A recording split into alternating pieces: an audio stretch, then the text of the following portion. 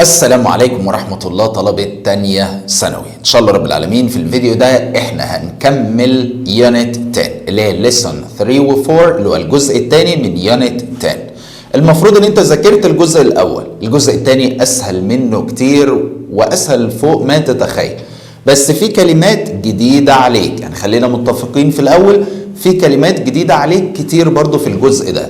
واهم حاجة هفضل اقولها لك عشان تأسس نفسك للسنة اللي جاية هو ان انت تخش يبقى عندك حصيلة لغويات كويسة، وان انت تكون دارس الكلمات صح. يعني احنا الطريقة اللي احنا بنعملها زي ما قلت لك هي طريقة جديدة شوية في تدريس الكلمات او الفوكاب، فعشان كده احنا يعني بنحاول ان احنا نظبطكم السنة دي ان شاء الله رب العالمين عشان تخش سنة ثالثة وانت جاهز. قبل بقى ما نبدأ نقول مع بعض: اللهم لا سهل إلا ما جعلته سهلا وأنت تجعل الصعب إن شئت سهل.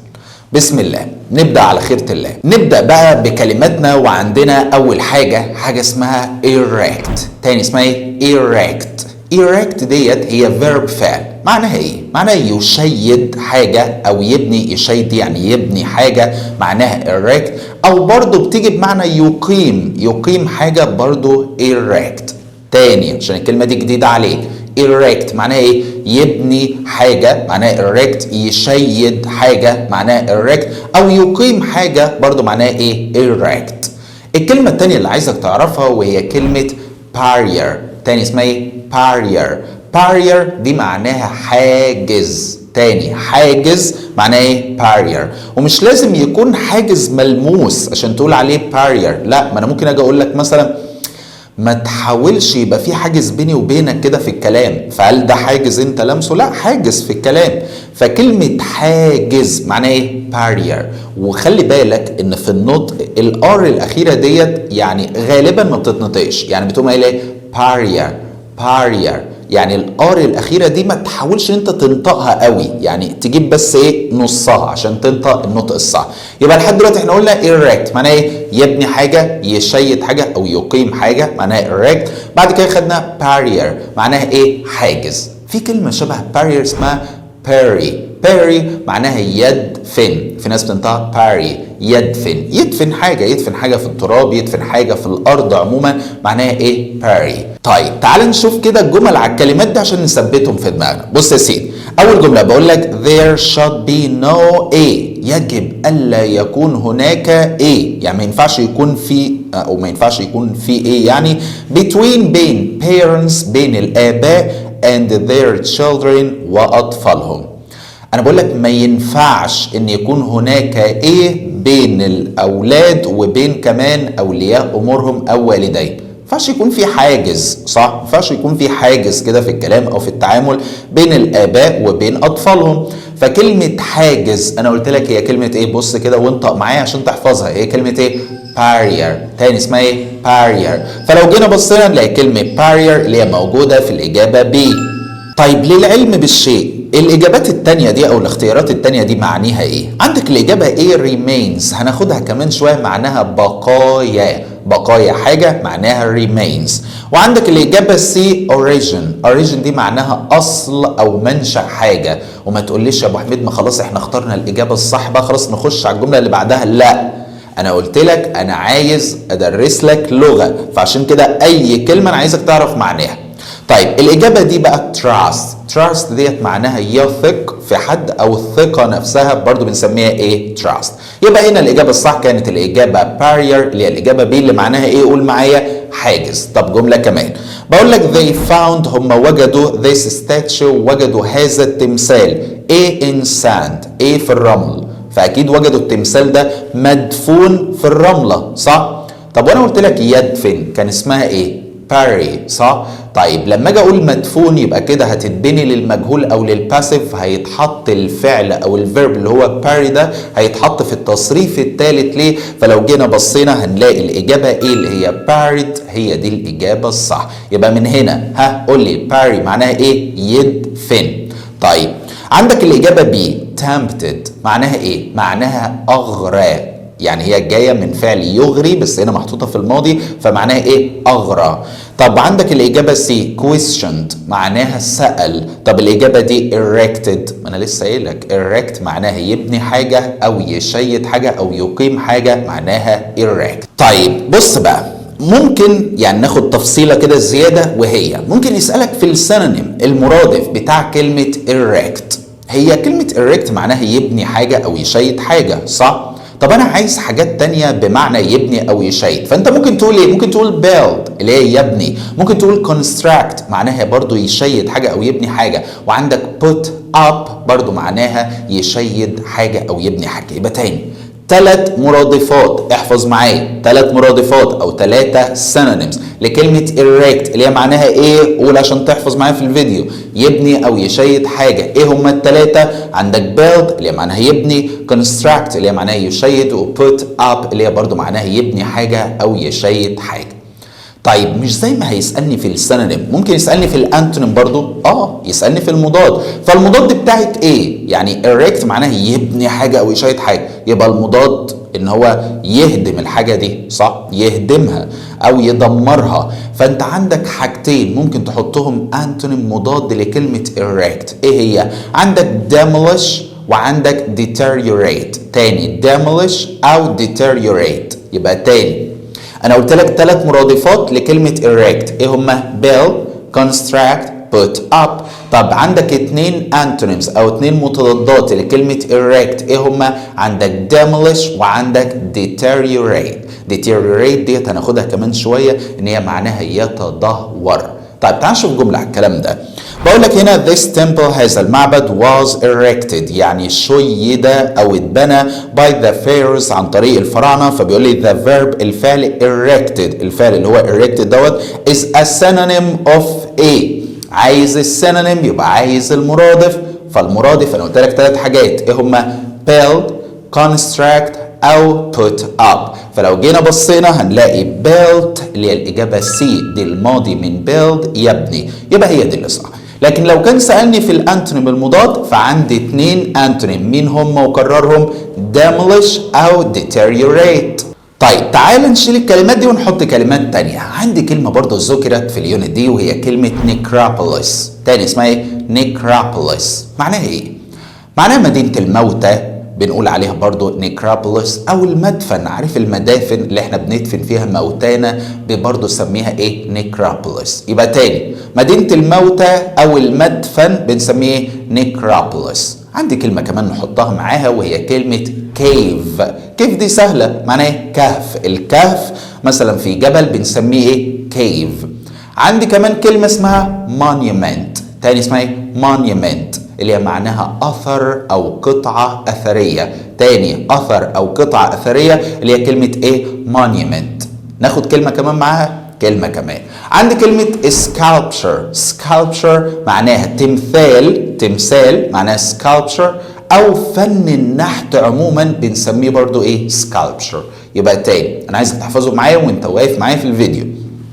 اول حاجة خدناها هي necropolis. معناها ايه؟ معناها مدفن او مدينة الموتى. بعد كده قلنا cave اللي هي معناها كهف. بعد كده خدنا كلمة monument اللي معناها أثر أو القطعة الأثرية. وأخيرا خدنا كلمة sculpture اللي هي ممكن تجيب معنى تمثال أو فن النحت عموما برضو اسمه إيه؟ sculpture. طب تعال نشوف جمل على الكلام ده.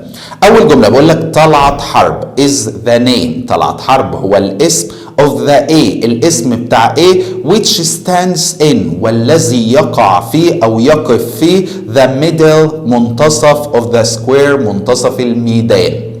فطالما قلت منتصف الميدان يبقى أنا بتكلم إن ده اسم التمثال اللي موجود في منتصف الميدان صح؟ ما هو الميادين بيبقى فيه تماثيل فيها. فهنا عايز أقول طلعت حرب هو اسم التمثال اللي بيقع في منتصف الميدان. فكلمة تمثال معناها إيه؟ sculpture صح؟ طب هي كلمة sculpture ممكن تيجي بمعنى تاني؟ فن النحت. يبقى لو جينا بصينا فين sculpture في الاختيارات فنلاقي الإجابة سي sculpture اللي هي معناها تمثال أو فن النحت. جملة كمان بقول لك هنا the planners يعني المخططين of the new city. المخططين بتوع المدينة الجديدة دول have made plans عملوا خطط for a عملوا خطط ل a for the death للموتى. هو احنا بنعمل ايه للموتى في المدن بتاعتنا؟ بنعمل لهم مدفن، صح؟ او مدينة موتى، مدفن ليهم عشان لما حد يموت يدفن فيه. يبقى انا عايز اقول ان المخططين بتوع المدينة الجديدة عملوا او خططوا ان هم يعملوا في المدينة، يعملوا مدفن للموتى. فكلمة مدفن معناها ايه؟ اول كلمة فوق خالص نيكروبوليس. فلو جينا بصينا انت موجودة فين؟ فعندي الاجابة سي، نيكروبوليس هي دي الإجابة الصح. قبل ما نخش على كلمة جديدة عايز أعرفك حاجة برضو. هي ممكن يجي يسألك في السينونيم المرادف بتاع كلمة نيكروبوليس. طب هي كلمة نيكروبوليس كانت معناها إيه؟ مدفن أو مدينة الموتى. فعندك في حاجة برضو معناها مدفن أو مقبرة اللي هي كلمة سيمتري. تاني اسمها إيه؟ سيمتري. يبقى السيمتري بتساوي في المعنى كلمة نيكروبوليس اللي هي معناها مدفن أو مقبرة أو مدينة الموتى. طيب تعال نشيل الكلمات دي ونخش على كلمات تانية. فعندي كلمة adult معناها شخص بالغ. الشخص البالغ اللي هو حد كبير كده وبالغ بسميه adult. عكسها الشخص المراهق، صح؟ فعندك في كلمة اسمها teenage ديت هي adjective صفة معناها مراهق. عايز اوصف حد ان هو مراهق يعني في سن المراهقة بتاعته اسميه teenage. وخلي بالك برضو ان في حاجة اسمها تينيجر اللي اخرها ار، دي معناها شخص مراهق. طب ايه الفرق؟ خلي بالك عشان ممكن يجيب لك جملة خبيثة، يقول لك مثلا هي تينيج اللي هي مش اخرها ار، هي جايه في الجملة ايه؟ فانا عرفتك ان تينيج اللي هي من غير الار دي adjective صفة، لكن تينيجر اللي هي اللي اخرها الار فدي نون اسم. يبقى خلي بالك الفرق بين الادجكتيف الصفة وبين النون الاسم. ناخد كمان كلمة معاهم مهمة برضو ذكرت في اليونت ديت وهي كلمة spokesperson. تاني اسمها ايه؟ spokesperson.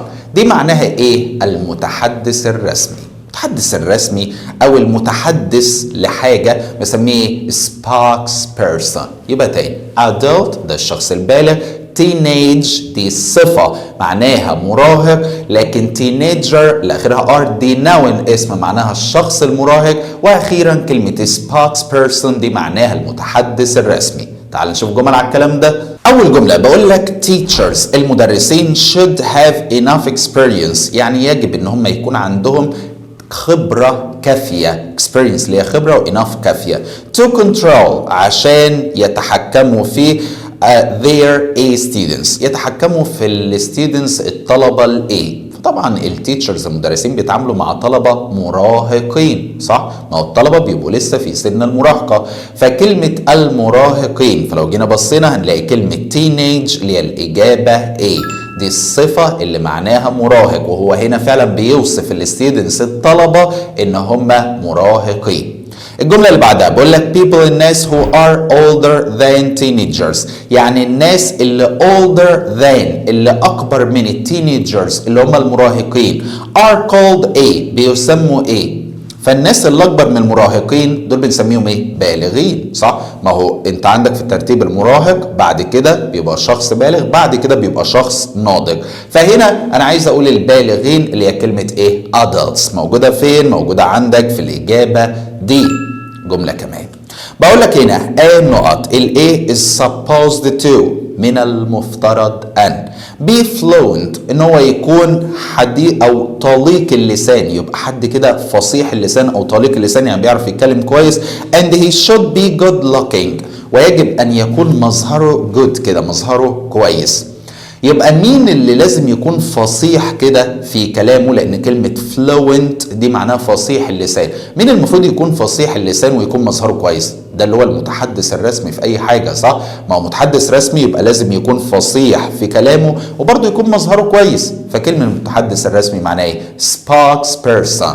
فلو جينا بصينا هتلاقي spokesperson اللي هي الاجابة ايه؟ هي دي الاجابة الصح. جملة كمان بقول لك محمد صلاح دوت is a history يعني هو ايه التاريخ with ليفربول مع ليفربول. فالجملة دي احنا ما قلناش المعلومة بتاعتها ولكن تعال لما تكتبها بايدك. بص يا سيدي هو انت عندك بعد النقط كلمة ايه؟ history اللي معناها التاريخ. طيب التاريخ لو انت عايز تقول حد بيصنع التاريخ فاسمها make history وهناخدها في اخر الفيديو هتشوفها كمان شويه. يبقى تاني history اللي هي التاريخ بيجي معاها فعل ايه؟ بيجي قبلها فعل make عشان يبقى معناها يصنع التاريخ. وهنا فعلا بقول محمد صلاح هو بيصنع التاريخ مع ليفربول، يبقى احط فعل make اللي هي موجودة عندك في الإجابة B، هي دي الإجابة الصح. طيب تعال نشيلهم ونحط شوية كلمات تانية وكلمات مهمة قوي. عندي كلمة remarkable دي معناها هام أو بارز أو ملحوظ، برضو معناها remarkable. يعني ممكن أقول لك إن بابا ليه دور هام في حياتي أو دور ملحوظ أو دور بارز في حياتي. فلو أنا عايز أقول هام أو بارز أو ملحوظ أقول كلمة إيه؟ remarkable. والكلمة دي على فكرة مهمة قوي وهتقابلك في ثالثة ثانوي. remarkable معناها بارز أو هام أو ملحوظ. عندك كمان كلمة remains ديت معناها بقايا حاجة، معناها ايه؟ remains. عندي كمان كلمة اسمها recent معناها حديث، دي adjective صفة. عايز توصف حاجة ان هي حديثة تقول عليها recent. يعني جيت وقلت لك ان الأخبار الحديثة أو التغيرات الحديثة اللي في البلد مش مبشرة. فكلمة الحديثة عايز اوصف التغيرات ان هي حديثة اقول ايه؟ recent. يبقى تاني قلنا 3 حاجات لحد دلوقتي. remarkable معناها هام او بارز او ملحوظ، remains دي معناها بقايا حاجة، والrecent معناها حديث. ناخد معاهم كلمة كمان وهي كلمة route وفي ناس بتنطقها route بس انا بنطقها route ديت معناها مسار او طريق او خط سير، معناها ايه؟ روت. يعني جيت قلت لك لو سمحت ممكن تقول لي افضل مسار اروح بيه لوسط البلد او افضل طريق اروح بيه وسط البلد. فطريق او مسار او خط سير بنسميها ايه؟ روت. وهنشوف عليها الجمله دلوقتي. طيب تعال نشوف جمل عليهم عشان نحفظهم اكتر. الجمله الاولى بقول لك دكتور زويل was a not scientist كان عالم ايه؟ in the field في الحقل، بس هنا field مش معناها حقل، في مجال of chemistry في مجال الكيمياء. يبقى عايز اقول ان الراجل اللي هو الله يرحمه دكتور احمد زويل، فدكتور احمد زويل ده كان عالما هاما او بارزا في مجال الكيمياء. فانا عايز اوصف العالم ان هو هام او بارز او ملحوظ في مجال الكيمياء. فكلمه هام او بارز او ملحوظ انا قلت لك اسمها كلمه ايه؟ بص كده فوق remarkable. فلو جينا بصينا هتلاقي كلمه remarkable اللي هي الاجابه سي، هي دي الاجابه الصح. طب جمله كمان بقول لك هنا building at the site، يعني بقول لك ان البناء في هذا الموقع was banned يعني كان ممنوع. after ancient fossils يعني بعد ما في حفريات ايه كمان؟ ancient قديمة were unearthed معناها استخرجت من الارض this month هذا الشهر. فانا عايز اقول ان البناء على هذا الموقع هو ممنوع بسبب ان في حفرية قديمة تم استخراجها هذا الشهر. فاكيد في بقايا حفرية. ما هو الحفريات دي اللي هي ممكن نقول عليها ايه؟ حيوانات انقرضت مثلا فسميها حفريات اللي هي فوسلز، بس اكيد مش هلاقيها كلها، ده انا بلاقي بقايا حفريات بس. فهنا في النقط او مكان النقط او مكان السبيس انا عايز اقول ايه؟ بقايا. فكلمة بقايا اللي هي كلمة ايه؟ remains طبعا. فهتلاقيها موجودة فين؟ موجودة في الاجابة B، هي دي الاجابة الصح. طب يجي حد يقول لي والله يا ابو حميد انا ممكن ما يجيش في دماغي الكلمة دي في الامتحان، اقول لك حقك. طب تعال نشوف بقية الاختيارات معناها ايه. اول اختيار maintain ديت معناها يحفظ حاجة او يصون حاجة او يحافظ على حاجة، معناها maintain. الاجابة السي بقى bargain دي معناها صفقة، يعني اشتريت حاجة بسعر كويس او صفقة كده رابحة بنسميها ايه؟ bargain. لكن الاجابة دي mountains دي معناها جبال. هل طبعا لقينا جبال حفرية استخرجت من الارض؟ لا طبعا. يبقى مفيش اي حاجة في الاختيارات نقدر نستخرجها من الارض غير كلمة remains اللي معناها بقايا. طب جملة كمان بقول لك what is the best A؟ ما هو افضل A to the city center لمركز المدينة او وسط البلد. فأكيد عايز أقول ما هو أفضل طريق أروح بيه لوسط البلد أو أفضل مسار أروح بيه وسط البلد. فكلمة طريق أو مسار أو خط سير اللي هي كلمة إيه؟ route اللي هي موجودة فين؟ موجودة عندك في الإجابة B، هي دي الإجابة الصح. طيب نقول كم تفصيلة كده. تعالى بص يا سيدي، ممكن يجي يسألك في السينونيم بتاع كلمة remarkable، وقلت لك الكلمة دي مهمة. طيب الأول هو عايز يسألك، ممكن يسألك في المرادف بتاع كلمة remarkable اللي هي معناها إيه؟ فكرني، هام أو بارز أو ملحوظ. لو سألني في المرادف فممكن تقول حاجة من اتنين، ممكن تقول extraordinary أو exceptional.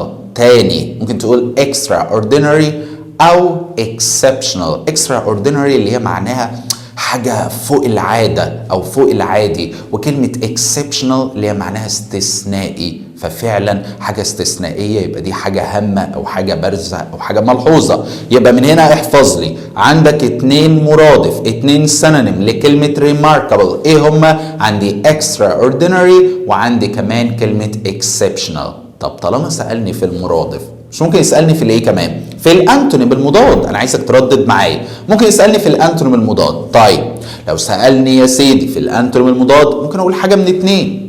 ايه هما؟ ممكن اقول ordinary اللي هي معناها عادي، او ممكن اقول برضو كلمة common place. يبقى تاني عندي حاجتين هما مضاد لكلمة remarkable. ايه هما؟ عندي ordinary اللي هي معناها عادي، وممكن اقول normal برضو اللي هي معناها عادي او طبيعي، وبرضو معاها كلمة common place اللي هي برضو معناها عادي. طيب تعال نشوف جملة على الكلام ده. بص يا سيدي، بقول لك something شيء ما that is remarkable. الشيء اللي بيكون remarkable يعني هام او ملحوظ او بارز، بيقول لي is not a، هو مش a. طالما قال لي not a يبقى هو عايز يعكس المعنى. فانا لو عايز اعكس المعنى يبقى اجيب المضاد بتاع كلمه remarkable اللي هم حاجه من اتنين. ما تحلش على طول، انا عايزك تكرر وتردد معايا عشان تحفظ. حاجه من اتنين، ايه هم؟ يا اما كلمه ordinary يا اما كلمه common place. فلو جينا بصينا تلاقي كلمه common place اللي هي موجوده عندك في الاجابه A. خد بالك الإجابة ايه اللي هي common place اللي هي لازقة في بعض، لكن الإجابة B a common place او مش لازقهم في بعض كده فاصلهم، دي معناها مكان عادي. لا، انا المضاد بتاعي هو common place لازقة في بعضها كده، وخلي بالك من الحتة دي عشان خبيثة حبة. طيب تعال نشيلهم ونحط كلمات تانية. عندي كلمة witness، الكلمة دي مهمة أوي على فكرة. witness ممكن تيجي verb فعل بمعنى يشهد حاجة، يشهد حاجة بعينه أو يرى حاجة، معناها witness. خلي بالك إن يشهد دي مش معناها برضو إن هو يشهد في محكمة أو الكلام ده، لا. يعني ممكن أقول لك مثلا إن الفترة دي شهدت الكثير من الأحداث. فكلمة شهدت اللي أنا قلتها دي مش معناها إن هي شهدت في محكمة أو شهدت بعينيها، لا. يعني عايز تقول فترة شهدت الكثير من الأحداث أو حصل فيها أحداث. شهد أو يشهد يعني بيحصل فيه. يبقى يشهد حاجة أو يرى حاجة معناها إيه؟ witness. وكلمة witness برضو ممكن تيجي نون اسم بمعنى شاهد عيان. عارف انت مش احنا مثلا لما بيحصل جريمة بنكون محتاجين 2 شهود في المحكمة عشان يشهدوا، صح؟ الشاهد العيان دوت اللي هو شاف بعينه الحاجة بنسميه ايه؟ witness. تاني بنسميه witness. طيب كلمة كمان، عندي كلمة brilliant معناها ذكي.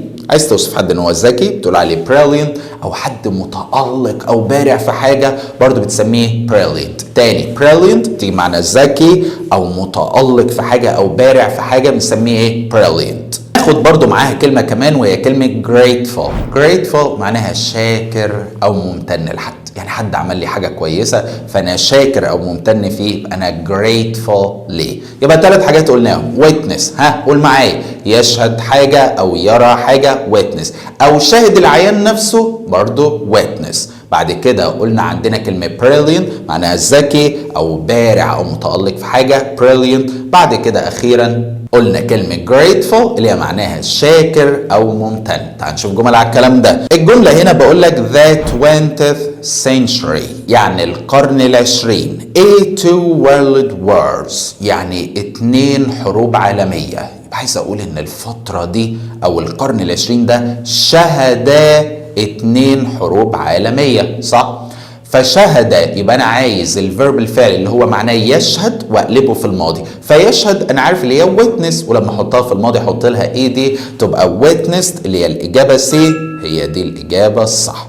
جمله كمان بقول لك my daughter يعني ابنتي was rescued safely يعني rescued ديت يعني تم انقاذها. بقول لك ان بنتي تم انقاذها safely بامان and I was very وانا كنت جدا to the fireman لرجل المطافي. اكيد بعد ما بنتي تم انقاذها انا كنت شاكر او ممتن لرجل المطافي، صح؟ فكلمه شاكر او ممتن اللي هي كلمه ايه؟ grateful، صح؟ فلو جينا بصينا هتلاقي grateful اللي هي الاجابه ومن الجمله دي عايز اعرفك حاجه، ان grateful بيجي بعدها حرف الجر to لما تكون عايز تقول شاكر ليه او ممتن ليه. تاني الحاجات اللي بين السطور دي اكتبها. grateful اللي هي معناها شاكر او ممتن بيجي بعدها حرف الجر او البريبوزيشن اللي اسمه to عشان يبقى معناها شاكر ليه او ممتن ليه. طيب الجمله اللي بعدها بقول لك مصطفى is one of the most students، يعني مصطفى هو واحد من الطلبه الاكثر I have ever taught اللي انا درست لهم من قبل. يبقى اكيد عايز اقول ان مصطفى ده كان الطالب الاكثر ذكاء اللي انا درست لهم من قبل، من ضمن الطلبه اللي انا درست لهم من قبل. فعايز اقول هنا صفه ذكي او صفه متالق او صفه بارع. فلو جينا بصينا هنلاقي كلمه brilliant اللي هي الاجابه سي، هي دي الاجابه الصحيحه. عايز اقول لك حاجه قبل ما نشيل الكلمات دي، تفصيله كده بسيطه. ممكن يجي يسالك على فكره في السينونيم المرادف بتاع كلمه witness. هو انا ويتنس قلت لك بتيجي بمعنى ايه؟ يشهد حاجه او يرى حاجه، صح؟ فلو سالك في السينونيم المرادف بتاعها فممكن تقول سي، ما هي السي دي معناها يرى، او اوبسيرف اللي هي برضو معناها يلاحظ حاجه او يشهد حاجه. يبقى تاني عندك حاجتين ممكن تحطهم سينونيم مرادف لكلمه ويتنس، ايه هما؟ سي او اوبسيرف. تاني قول سي او اوبسيرف، دول مرادف لكلمه ايه؟ ويتنس اللي هي معناها ايه؟ يشهد او يرى. وممكن تيجي نون اسم بمعنى شاهد عيان برضو معناها ويتنس. الكلمة اللي بعد كده بقى نشيل كل الكلام ده ونخش على كلام تاني، وعندي كلمة تون. تون تون تون دي معناها نبرة الصوت. عارف نبرة الصوت كده بتاعتك دي اسمها ايه؟ تون. بس برضو التون ممكن تيجي بمعنى تاني وهو اسلوب حاجة او الطابع بتاع حاجة معناها تون. يعني ممكن اجي اقول لك انا ما بحبش الافلام اللي الطابع بتاعها بيبقى حزين، فكلمة طابع أو أسلوب معناها إيه؟ تون. وبرضه تون ممكن تجيب معناها إيه؟ نبرة الصوت. طيب كلمة كمان وهي كلمة explore. تاني اسمها إيه؟ explore معناها يستكشف. يستكشف حاجة معناها explore، يستكشف مكان. وخلي بالك ان هي معظم الحالات بتيجي مع الاماكن. لو انت بتستكشف مكان عشان تعرف عنه معلومات جديده فدي اسمها ايه؟ explore. جاي منها النون الاسم بتاعها اللي هو exploration معناها استكشاف. تاني exploration دي النون الاسم اللي معناها ايه؟ استكشاف. وناخد كمان كلمه كمان معاهم وهي كلمه emergency. emergency معناها حالة الطوارئ أو موقف الطوارئ. موقف طوارئ أو حالة طوارئ أو الطوارئ عموما بنسميها إيه؟ emergency. يبقى تاني كل اللي إحنا قلناه قول معايا. تون ممكن تجيب معنى إيه؟ نبرة الصوت. وممكن تجيب معنى أسلوب حاجة أو طابع حاجة تون. بعد كده قلنا explore استكشف مثلا مكان explore ودي verb فعل. لكن النون الاسم بتاعها هي كلمة exploration معناها استكشاف. وأخيرا كلمة emergency معناها موقف طوارئ أو حالة طوارئ أو الطوارئ عموما. طب تعال نشوف الجمل على الكلام ده. بقول لك هنا he is a cheerful person يعني هو شخص مبهج كده أو شخص كده بيحب السعادة كده والانبساط. who would not enjoy اللي مش هيستمتع ان هو reading ان هو يقرأ a novel ان هو يقرأ رواية with a gloomy ان هو يقرأ رواية كئيبة. gloomy اللي هي قبل النقط دي معناها كئيب كده. فأكيد ما بيحبش يقرأ الرواية أو مش هيستمتع بقراءة الرواية اللي أسلوبها كئيب أو الطابع بتاعها كئيب. يبقى هنا أنا عايز أقول أسلوب أو طابع، اللي هو أنا بتكلم عن أسلوب الرواية أو طابع الرواية إن هو كئيب فهو مش هيستمتع بيه. فأسلوب أو طابع معناها كلمة إيه؟ تون، صح؟ والتون دي برضو ممكن تجيب معنى إيه؟ نبرة الصوت. فلو جينا بصينا هنلاقي كلمة تون اللي هي الإجابة إيه؟ هي دي الإجابة الصح. وما تقوليش أو ممكن تبقى إجابة تانية لأن الإجابة بي meteorite خدناها قبل كده اللي هي معناها نيزك. النيزك نسميه meteorite فمش هتنفع. والإجابة سي speed سرعة. لو للسرعة الكئيبة لا برضو. والإجابة دي space walk دي معناها المشي في الفضاء أو التمشية في الفضاء برضو لا تنفعش. طب جملة كمان بقول لك the A of this desert يعني ال A لهذه المنطقة الصحراوية، لأن بيقول this desert area، لهذه المنطقة في الصحراء أو الصحراوية is an adventure، يعني هي مغامرة.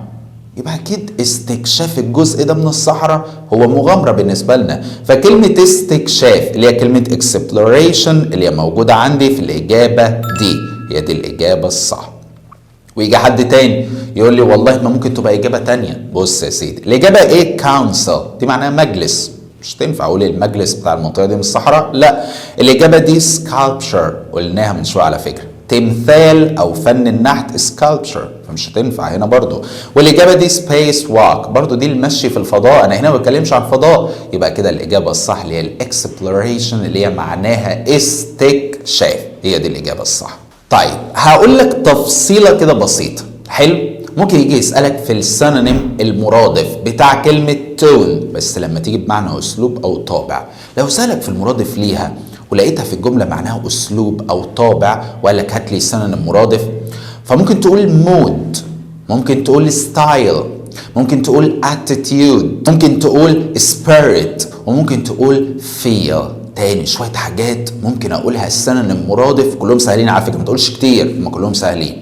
لكلمة ايه؟ تون اللي هي معناها اسلوب او طابع. ايه هم تاني؟ قول معايا. ممكن مود اللي هي بمعنى مود حاجة او اسلوب حاجة، ممكن ستايل اللي هي برضو بمعنى اسلوب، وعندك كمان كلمة attitude اللي هي بمعنى موقف او اسلوب برضو حاجة، وعندك كلمة spirit اللي هي بمعنى روح حاجة او الطابع بتاع حاجة، وعندك feel اللي هي برضو بمعنى الشعور العام بتاع حاجة او الطابع بتاع حاجة. يبقى كل الحاجات دي ممكن نقول عليها السينونيم مرادف لكلمة تون. طيب تعالى نشيلهم ونخش على كلمات تانية. فعند كلمة incident دي معناها حادثة أو مناسبة، بنسميها إيه؟ incident. تاني incident بنسميها إيه؟ حادثة أو مناسبة، حادثة أو مناسبة بنسميهم إيه؟ incident. طيب عندي كمان كلمة keen on، خلي بالك ان كين بيجي مع حرف الجر on، بمعنى ايه بقى؟ بمعنى شغوف بحاجه كده او مولع بحاجه كده او متحمس لحاجه كده، بنسميها ايه؟ كين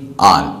وقريبه في المعنى من كلمه passionate، خدناها قبل كده اللي هي بمعنى شغوف بحاجه او متحمس بحاجه. يبقى تاني كين on، خلي بالك بيجي مع حرف الجر on، بمعنى ان هو شغوف بالحاجه دي او متحمس للحاجه دي او مولع بالحاجه دي، بنقول ايه؟ كين on.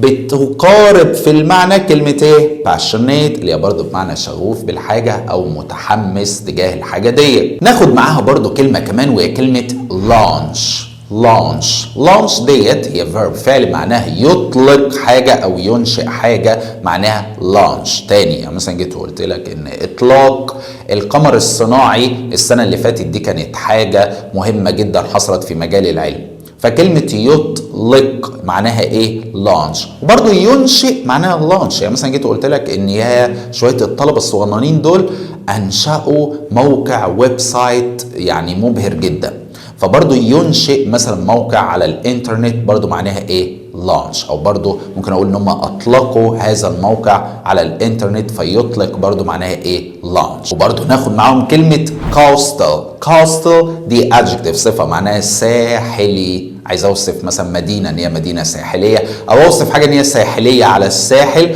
اقول عليها كلمة ايه؟ coastal. طيب تعال نشوف جمل على الكلام ده. اول جملة بقول لك the road الطريق is closed هو مغلق because of a serious A، الطريق هو مغلق بسبب ايه؟ خطيرة، اكيد بسبب حادثة خطيرة. فكلمة حادثة اللي هي كلمة incident موجودة فين؟ موجودة في الإجابة C، لكن مش حاجة تانية تنفع. عندك الإجابة A speed دي معناها سرعة خطيرة، لا. الإجابة B route لسه قايلينها من شوية معناها ايه؟ مسار او خط سير، معناها الروت برضو لا. والاجابه دي creation برضو قلناها من شويه، او لا ده احنا لسه هنقولها كمان شويه اللي هي معناها خلق او ابداع، فبرضو مش تنفع هنا. طيب الجمله اللي بعدها بقول لك some teenagers بعض المراهقين، احنا لسه قايلين كلمه teenagers من شويه وقلنا ايه؟ المراهقين. فبيقول لي بعض المراهقين have this new website، يعني عملوا ايه؟ الموقع الجديد ده. فأكيد عايز أقول إن بعض المراهقين الكويسين دول هم أطلقوا هذا الموقع اللي على الويب أو موقع الويب سايت اللي هو الجديد ده. فعايز اقول يطلق، فيطلق دي احنا قلنا من شويه اللي هي كلمه ايه؟ لونش، صح؟ فلو جينا بصينا هنلاقي لونشد اللي هي الاجابه بي، هو حاطط لها ايه دي عشان بيتكلم في الماضي ان هم اطلقوا خلاص، يبقى هي دي الاجابه الصح. طيب تعال نخش على كلمه برضو مهمه وهي كلمه proud. proud ديت معناها فخور، adjective صفه معناها فخور، فخور بحاجه معناها proud. خد بالك بقى ان proud بيجي بعدها to وبعد كده الانفينيتيف المصدر لو انت بتقول فخور ان هو يعمل حاجه معينه. خد بالك ان proud بيجي بعدها to، بس to امتى؟ يعني امتى تختار to مع proud؟ لو في بعد النقط infinitive مصدر، فعل في المصدر يا فعل بدون اضافه حط to. لكن عندك proud بتاخد off، برضو بتاخد حرف الجر off، بس off يجي بعدها noun اسم، يجي بعدها حاجه انت فخور بيها. يبقى تاني proud ليها حرفين جر، يا اما to يا اما off.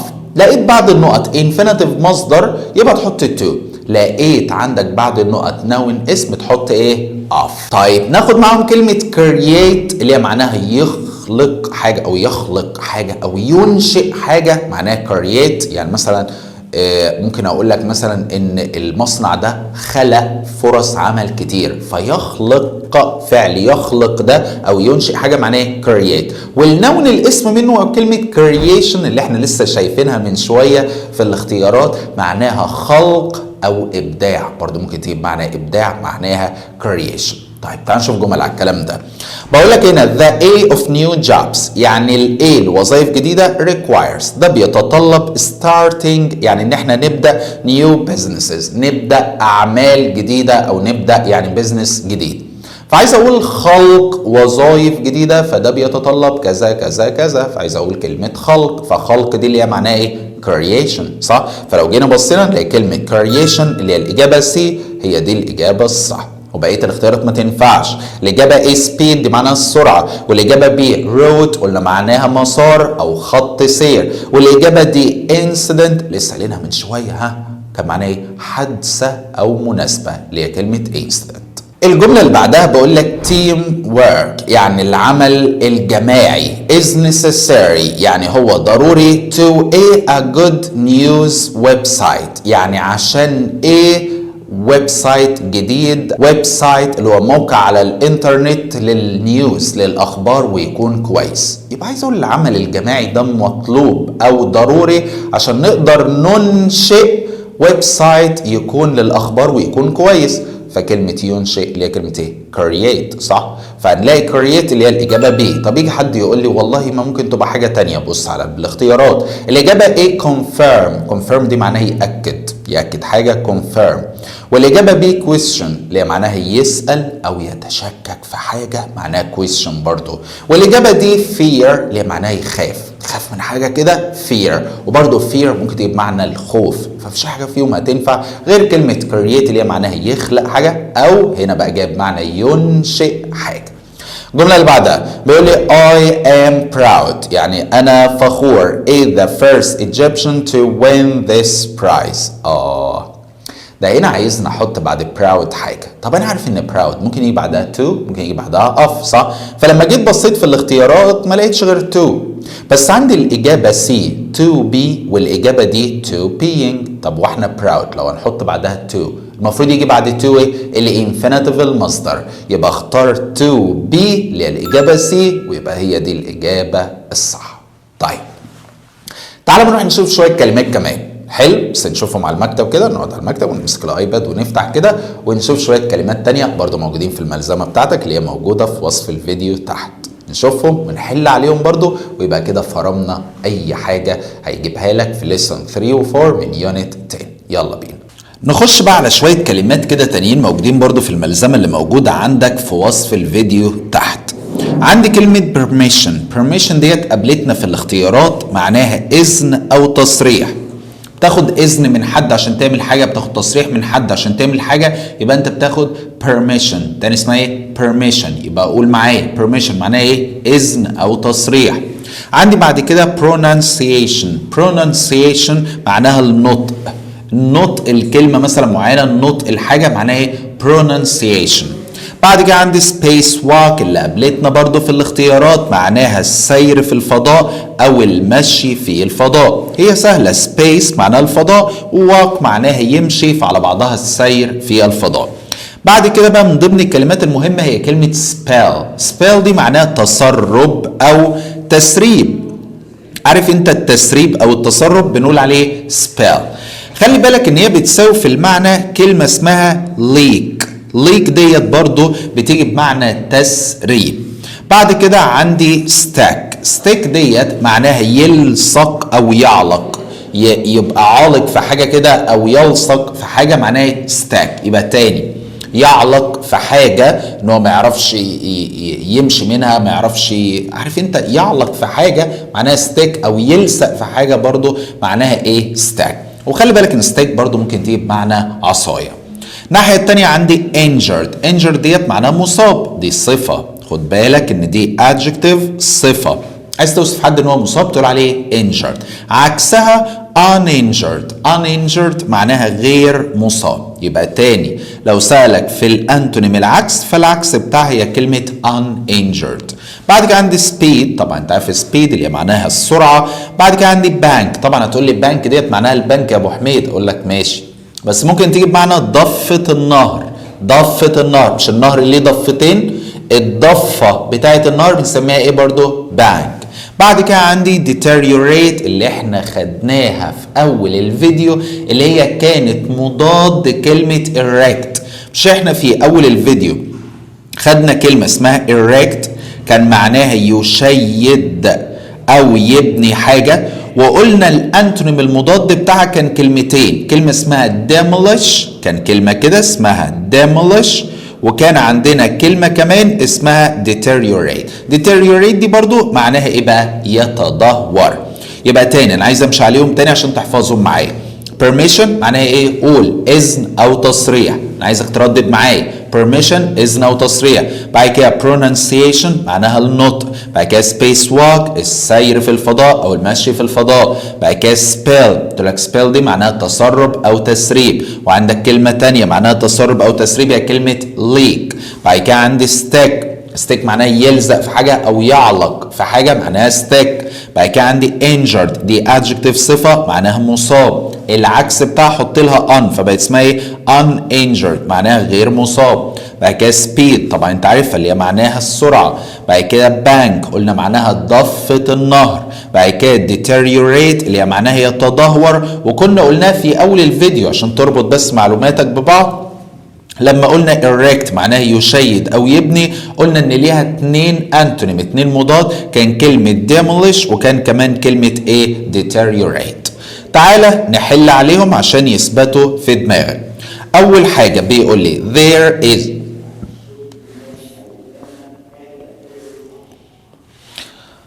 اول حاجة بيقول لي there is هناك an aisle A، يعني هناك A زيت on the spot يعني في السبوت اللي هي النقطة أو المنطقة where اللي فيها the two cars العربيتين crashed اصطدموا ببعض.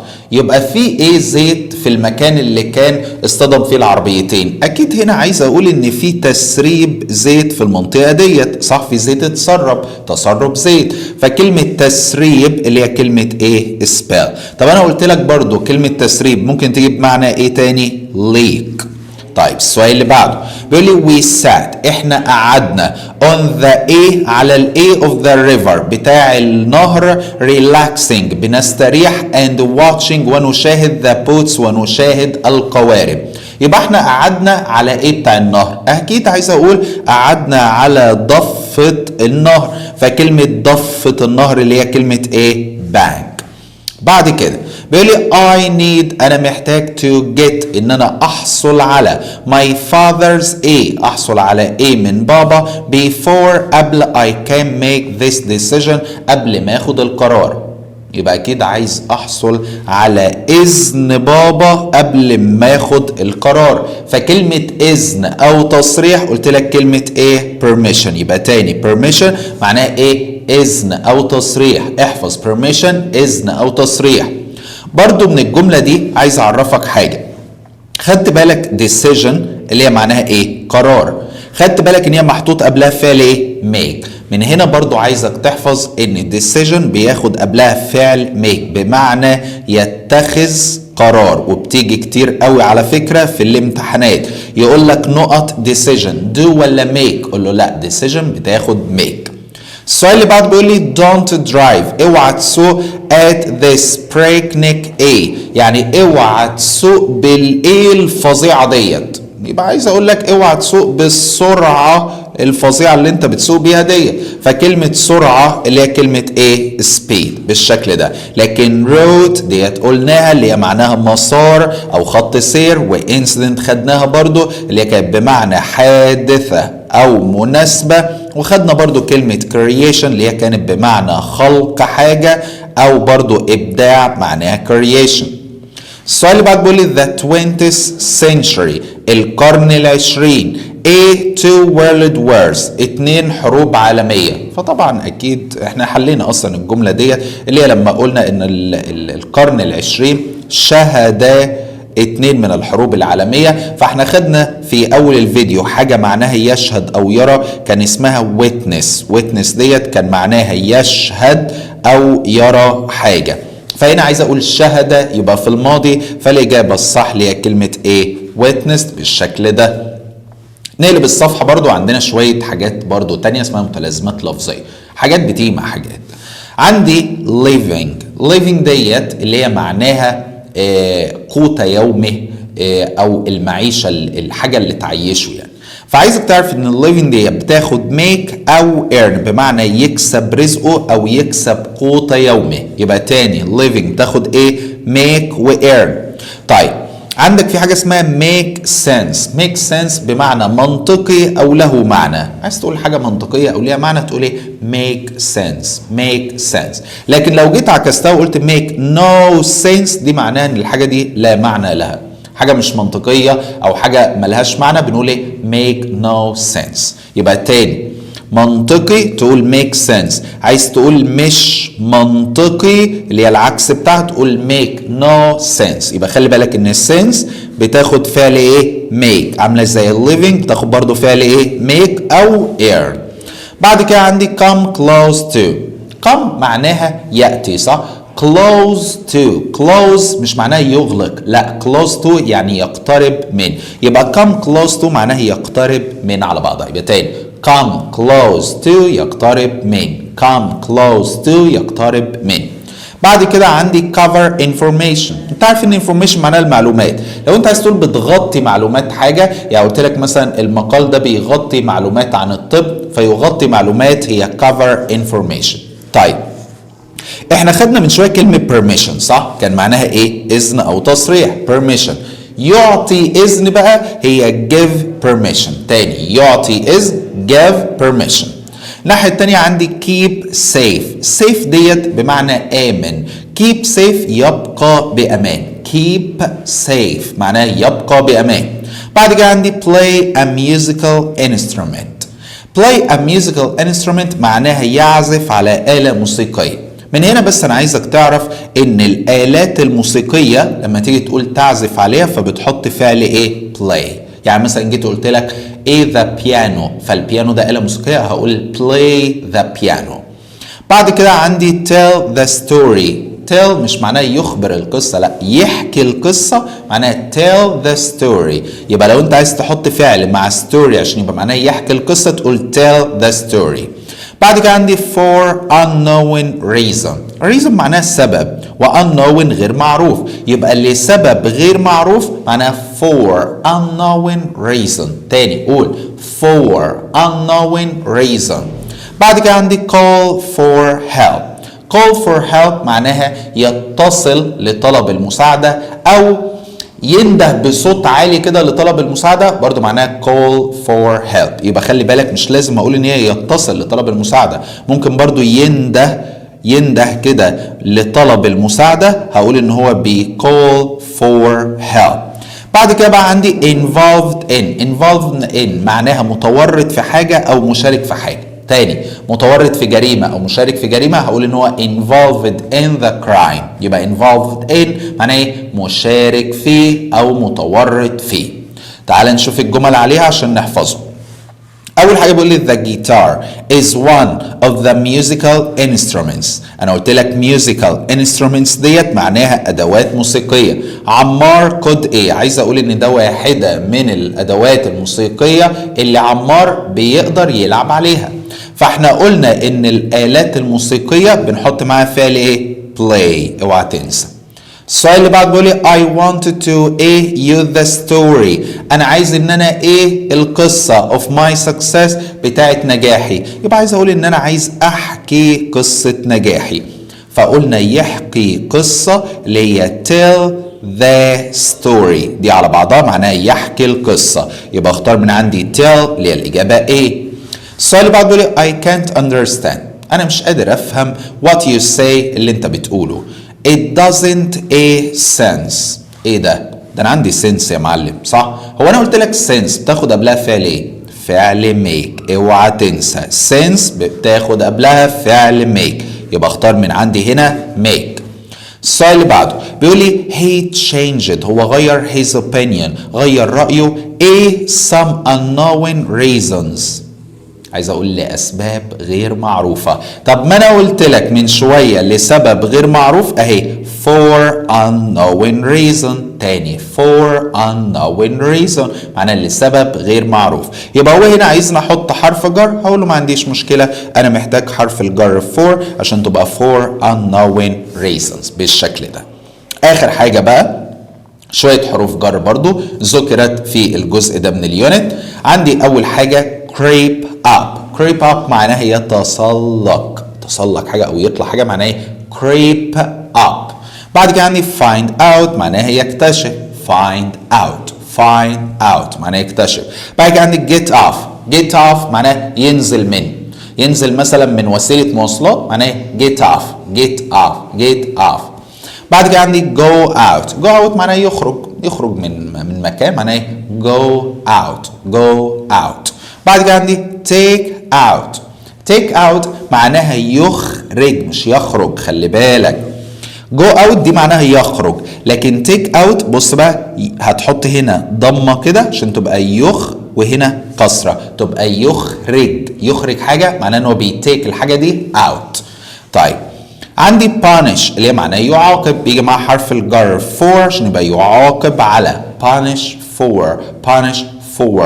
بعد كده عندي read. لو حطيت مع حرف الجر out معناها يقرأ بصوت عالي. يبقى تاني read بتحط مع حرف الجر out عشان يبقى معناه يقرأ بصوت عالي. انا قلت لك مثلا انا استأذنت من الطالب ان هو يقرأ الورقة دي بصوت عالي لكل الطلبة. فكلمة يقرأ بصوت عالي read out. تعال نشوف الجملتين كده اللي عليها. اول جملة بيقول لي my father بابا punished us عاقبنا playing football لعب كرة القدم in the living room في حجرة المعيشة. فالمفروض ان انا عندي هنا punish. فبانش احط مع حرف الجر for عشان يبقى معناها يعاقب على. فاختار من عندي for. السؤال اللي بعده بيقول لي I asked رؤية يعني انا طلبت من رؤية to read ان هي تقرا her essay تقرا المقال بتاعها to the class للفصل. يبقى طالما هتقرا للفصل يبقى كده هي هتقرا بصوت عالي. طب واحنا قلنا يقرا بصوت عالي كان اسمها read out صح كده؟ هو مديني read يبقى ناقص عندي حرف الجر out يبقى اختاره من عندي. بس كده يا سيدي كده احنا خلصنا الحمد لله رب العالمين الجزء الثاني من يونت 10. اقابلكم ان شاء الله في يوم تاني في اليونت اللي عليها الدور وهفضل اقولها لك الكلمات ثم الكلمات ثم الكلمات السنه دي عشان هي اللي هتأسسك لنهايه او هتأسسك لثالثه ثانوي عموما. بالنسبه للجرامر احنا هنعمل لك فيديو ان شاء الله رب العالمين. انت كده انت عندك شرح الجرامر موجود على اليوتيوب. كان ناقص الكلمات فهو ده اللي عملناه معاكم الترم ده. وان شاء الله رب العالمين قبل امتحانك هننزل فيديو هنحل فيه كل افكار الجرامر اللي ذكرت في المنهج بتاعك في الترم الثاني. فان شاء الله رب العالمين ما تقلقش من حاجه واشوفك على خير ودمتم بخير.